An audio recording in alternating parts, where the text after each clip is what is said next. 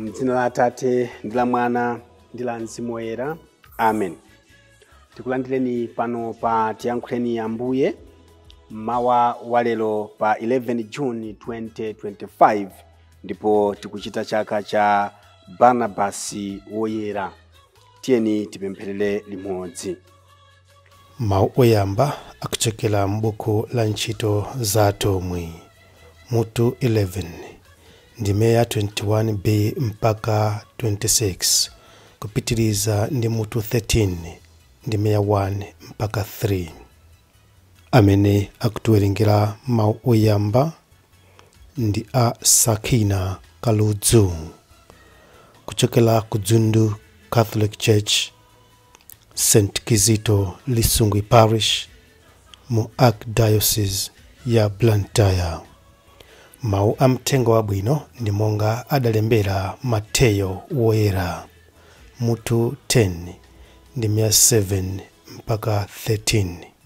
Amene akutiwerengera mawu amtengo wabwino komanso kutigawira mawu ndi Reverend Father Luke Anatole Weremo achipani cha Common Missionaries kuchokera ku St. Kizito Lisungwi Parish mu Archdiocese ya Blantyre. Mawu oyamba. Mawu a buku la ntchito za atumwi. Pa nthawiyo Ambuye ankawalimbikitsa mwakuti anthu ambiri adakhulupirira natembenukira kwa Ambuye. Mpingo wa ku Yerusalemu utamva zimene zidachitikazo udatuma Barnabasi ku Antiokeako. Pamene iye adafika kumeneko nkuona mmene Mulungu adawadalitsira, adakondwa nalimbikitsa onsewo kuti atsimikize mtima kukhala okhulupirika kwa Ambuye. Barnabasiyo anali munthu olungama, odzazidwa ndi Mzimu Woyera ndi chikhulupiriro. Choncho anthu ambiri adakopeka nadzipereka kwa Ambuye.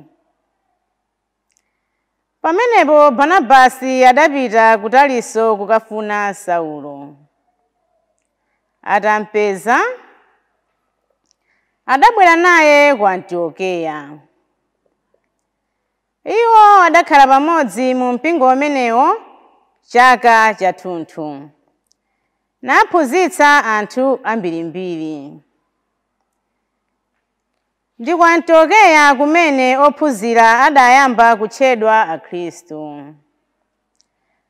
Mu mpingo wa ku Antiokeya munali alaliki ndi aphunzitsi awa: Barnabasi, Simoni wotchedwa Wakuda, Lusiyo wa ku Kirene, Manaene amene adaleredwa pamodzi ndi bwanamkubwa Herode, ndiponso Saulo. Tsiku lina pamene iwo adasonkhana kuti apembedze Ambuye ndi kuti asale zakudya, Mzimu Woyera adawawuza kuti, "Mundipatulire Barnabasi ndi Saulo kuti akagwire ntchito imene ndawayitanira." Tsono atasala zakudya ndi kupemphera adawasanjika manja nawatuma. Mawu a Ambuye. Tithokoze Mulungu. Ambuye akhale nanu. Mawu amuthenga wabwino monga adalembera Mateyu woyera. Ulemu kwa inu Ambuye Yesu Khristu. Tiwerenga uthenga wa Mateyu mutu wa 10 ndime ya 7 kulekera 14. Pa nthawi yomweyo Yesu adati kwa ophunzira ake, "Pitani muzikalalika kuti Mulungu ali pafupi kukhazikitsa ufumu wake tsopano. Muzikachiritsa odwala, muzikaukitsa akufa, muzikachotsa khate, muzikatulutsa mizimu yoyipa. Mwalandira mwaulere, kaperekeni mwaulere.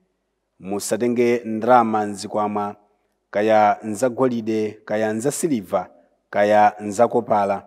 Musatenge thumba la paulendo, kapena mikanjo iwiri, kapena nsapato, kapena ndodo. Paja wantchito ngoyenera kulandira zosowa zake. Pamene mwalowa mu mzinda kapena m'mudzi uliwonse, mufunsitse za munthu wofunadi kukulandirani. Mukakhale ku nyumba kwake mpaka nthawi yochoka. Polowa m'nyumba muzikanena kuti mtendere ukhale ndi inu. Tsono ngati anthu a nyumbamo akulandiranidi, mtendere wanuwo ukhala nawo ndithu. Koma ngati anthu a nyumbamo akana kukulandirani, mtendere wanuwo ubwerere kwa inu.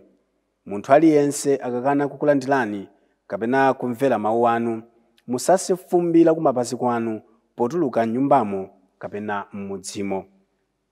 Umenewu ndi uthenga wa Ambuye. Ulemu kwa inu Ambuye Yesu Khristu. Tikutero kuti lero tikupanga chaka cha Barnabasi woyera amene anali mpostoli. Ndipo tizikumbukira nthawi zonse kuti pamene tichita chaka cha oyera ndiye kuti imakhalapo ntchito imene oyerayo anayichita mwapadera, imene anayichita mwina mosiyana ndi ena onse, imene timayenera kuti ifeyo tiphunzirepo, ifeyo tidziwepo china chake, ifeyo titengerepo phunziro kuti mwina nafenso mawa lino ukadzatha moyo uno anthu adzatitchule oyera. Makamaka osati kungotchulidwa dzina, koma kuti tikapezeke inde pa phwando la mwana wankhosa, tikapezeke mgulu la osankhidwayo. Mawu amene tawamva m'buku la ntchito za atumwi, chilipo chimene chikunena makamaka chokhudzana ndi Barnabasi. Poyamba kuti Barnabasi anali munthu wolungama, odzazidwa ndi Mzimu Woyera. Kulungama kumeneku inde kumayambika ngati ifeyo tili ndi chilakolako. Kulungama ndikotheka ngati ifeyo tili ndi khumbo lakuti inde tikhaledi anthu olungama. Sizophweka. Iyi ndi nkhondo imene timenera kumayimenya tsiku ndi tsiku, nthawi ndi nthawi, usiku usana, kungavute kungaphweke, nkhondo yolimbana makamaka ndi Satana. Anthu sangakhale olungama ngati kulungamako kusali pati kapena mbali ya programu yawo. Munthu sangakhale olungama ngati kulungamako samakusilira, kulungamako samakuyikirako chidwi.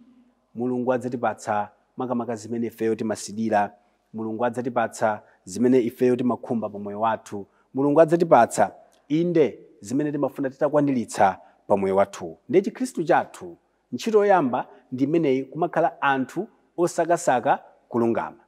Tikakhala anthu osakasaka kulungama, anthu adzatitchula mayina, fuka sizimakhala zophweka. Anthu adzanena kuti mukufuna mukhale ngati ndani, inuyo aholehole, inuyo oyera walero. Fine, it's okay. Ndiye pena timadana nazo zimene zija, amatifowoketsa ngati kuti kulungamako nkolakwika, ngati kuti kuyerako nkolakwika. Iyayi, anthu akadzamba kunena kuti awa ndi oyera, awa ndi maholehole, awa ndi masenti, tidzasangalale chifukwa chakuti akuzindikira mphamvu imene ifeyo timayikamo, akuzindikira nthawi imene ifeyo timayikamo kuti tichite zinthu zolungama, akuzindikira ukulu umene Mulungu wayika mwa ife, umene mphamvu yake imafikira, imene ikutsutsana ndi mdima umene uli mwa iwo. Akamatinena choncho, isakhale nthawi imene tikufumuka mbuyo, isakhale nthawi imene tsopano tikusiya zolungamazo nkukamba kutsatira iwowo zawo zachikunja. Iyayi, ndiye kuti ifeyo tilibe chamuna, tilibe upangiri wabwino oti nkukhala anthu olungama. China chimene Barnabasi anakwanitsa pa moyo wake kuti atchedwe olungama ndi mfundo iyi yakuti pamene anafika ku Antiokeya adakakhala pamodzi mu mpingo umenewowo kumene adafika. Kenaka ataona mmene anthu adadalitsikira, Barnabasi adakondwera nawo anthuwo, amene akusangalala ndi madalitso a anthu ena, amene akukondwera kuti ena zikuwayendera, amene akukondwerera kuti ena akuchita bwino pa moyo wawo. Kulungama kumayambiranso ndi masitepe amenewo. Kusanthauza kuti chinthucho si cha ine iyayi, koma ndi chawo, ndi chabwino, achichita bwino, achikwaniritsa, ndikondwere nawo. Kulungama ndi kumenekoko. Kulungama kukutanthauza kuti pamene mwana wanzathu wakhonza sukulu, wapambana mayeso, wapanga graduation, tisangalale naye monga mmene Barnabasi adasangalalira ndi mpingo mmene adakawuyendera kuti taona kuti zambo kuyenderani bwino ndi chimwemwe chanu. Chimwemwe changa ndi chanu ndipo chimwemwe chanu chikhale changa. Koma ifeyo timaphonya pati? Timaphonya ndi pakuti pamene anzathu zikuwayendera ndi pamene timakhala zoti tapsa mtima, ndi pamene timakhala kuti takwiya, ndi pamene timakhala zoti tamba mabodza tsopano kuti nzathuja timuonongere mbiri. Ndi kuti kulungama simbali ya moyo wathu, kulungama simbali ya mapulogalamu athu, kulungama simbali ya maprojekti athu. Ngati ifeyo timadana ndi madalitso anthu ena, ifeyo timapsa mtima ndi pamene ena zikuwayendera, ifeyo timadana nazo pamene ena akukondwerera mdziko muno, ndi kuti ifeyo sitingafikirepo pamene Barnabasi adafika kuti akhale munthu olungama. Chisisi chake ndi chimakhala chakuti ngati ine ndikusangalatsidwa ndi madalitso a munthu wina, madalitso amene aja patalike pafupike adzakhalanso anga. Mulungu nane adzandidalitsa ndithu, Mulungu nane adzandikomera mtima. Komanso ngakhale pasipo mpano, anthu ambiri akazindikira kuti sitimachitira nsanje, timasangalala ndi zimene akukwaniritsa pa moyo wawo, amathanso kuti gawirako zabwino zimene Mulungu apatsa zija, amazindikira kuti awa ndi anthu abwino, tiyeni tathandize. Awa ndi anthu abwino, tiyeni tathandize kulipirira fees mwana wawo, tiyeni tathandize transport kumene akupita. Koma tikakhala anthu ansanje, akadzatizindikira sangatithandize. Kumakhala kovuta kuthandiza munthu wansanje, kumakhala kovuta kuthandiza munthu wankhwidzi, kumakhala kovuta kuthandiza munthu amene ali ndi mtima waukhakha. Abale anga okondeka, Barnabasi leroli akutipatsa uthenga wamphamvu kuti tikamva kuti akuti ali ndi ndalama zochuluka mwakuti timamva bwanji mu mtima mwathu? Tikamva kuti mwina wansembe nzathu ampatsa promotion, akutumikira mpingo munjira ina yapadera, timamva bwanji mmitima mwathu? Timamva bwanji tikamva kuti nzathu wina mwina mbomamo akugwira ntchito yapadera, akupeza ndalama zambiri, timamva bwanji mmitima mwathu? Barnabasi akutiuza lero kuti yayi, pamene anzathu zikuwayendera, tiyeni tisekerere nawo, tiyeni tikondwere nawo, makamaka ngati madalitsowo akuchokeradi kwa Mulungu, ngati madalitsowo akupereka ndi mwini moyo, ngati madalitsowo akuchokera kwa Yesu Khristu. Chifukwa palinso zina zimene zimaoneka ngati madalitso zisali madalitso, zikuchokera kwa oyipayo. Kenaka Ambuye Yesu akuti tipite ku dziko lonse lapansi tikalalike kuti Mulungu ali pafupi kukhazikitsa ufumu wake. Zimene Barnabasi amachita, akuti iyeyo ndi moyo wake adakopa Khristu ambiri. Anali ngati moja timati mandasi ukadya ubwerere. Iyewo amati akangofika anthu amati koma munthu ameneyo akukamba zinthu zodabwitsa, akukamba zinthu zogwira mtima, tiyeni timutsateni. Ambuye Yesu akutituma kuti tikalalikire, tikakope anthu monga mmene Barnabasi amakopera anthu. Kodi inu ndine tithadi kukopa anthu ndi zintchito zathu, ndi makhalidwe athu, ndi mawu athu? Kapena chongotsekula pakamwa anthu timabalalitsa, anthu chongotiona anthu amathawa, chongoti mwina tiauze za ufumu wa Mulungu ali ayi inu tidzakumverani tsiku lina? Chifukwa chake ndi chakuti timakhala anthu apawiripawiri, anthu olephera, anthu amene tilibe chikoka, anthu amene sitingathe kuauza ena zochita. Koma Mulungu amatikhulupirirabe, Mulungu amatidalirabe. Kufoka kwathu kuli apo, tidzimpempha nthawi ndi nthawi kuti nafenso tipite tikalalikire. Ndipo polalikira Ambuye Yesu akutero kuti ngati ntchito ndi yake, sitikusoweka kuti tidenkhawo kuti tidzadya chiyani, tidzavalanji, tidzamwa chiyani. Akuti anthu kumeneko potengera ntchito imene mwagwira adzakusamalirani mu zosowa zanu.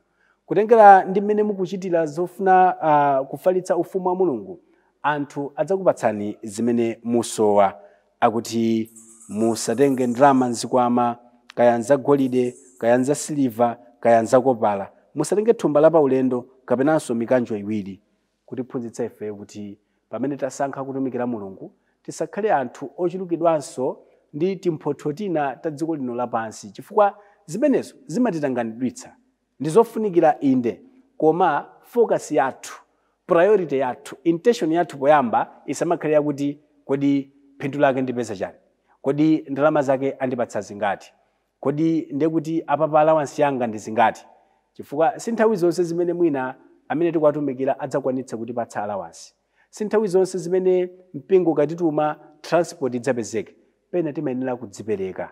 Tikamadzipereka kwambiri ife sitikuyang'ana mphotho ya dziko lapansi, sitikuyang'ana allowance ya m'mapalichi athu, sitikuyang'ana kapena chompereka cha mbale chimene mwina anthu amasonga. Ife kwambiri timayang'ana mphatso imene Mulungu akatipatse kumwamba. Ndiye ngati tagwira ntchito ya Mulungu, tayigwira mwaulere, tayigwira mopanda phindu, tisadandaule. Ife kwathu kwenikweni ndi kumwamba. Kumeneko akatipatsa nkhata yosafota, kumeneko akatipatsa korona wa maluwa onyesimira, pamodzi ndi oyera onse tikayimba nyimbo ya oyera oyera akakhala Mulungu Atate wamphamvu zonse. Amen. Barnabas Woyera mutipempherere ife. Mu dzina la Atate ndi la Mwana ndi la Mzimu Woyera. Amen.